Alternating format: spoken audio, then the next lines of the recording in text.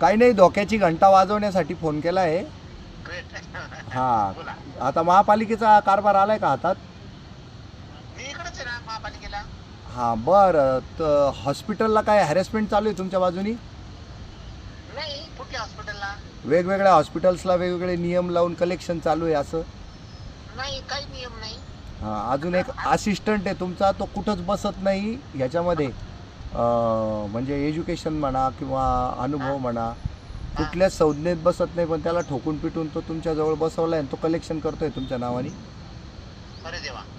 हां, हे सगळं माझ्याकडे, आता मी कोर्टात आहे, हा. माझ्याकडे तक्रार आली आहे. मी म्हटलं ते तर माझे फ्रेंड आहे, म्हटलं मी लगेच तोंडावर सांगेल म्हटलं त्यांना.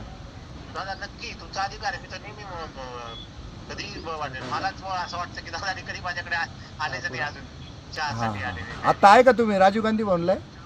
आहे आता पण एक ह्याला चाललोय मी आता मीटिंगसाठी. थांबा ना, एक 10 मिनटं थांबा, म्हणजे लगेच फटाफट सांगून टाकतो तुम्हाला. डेफिनेटली. आलो मी.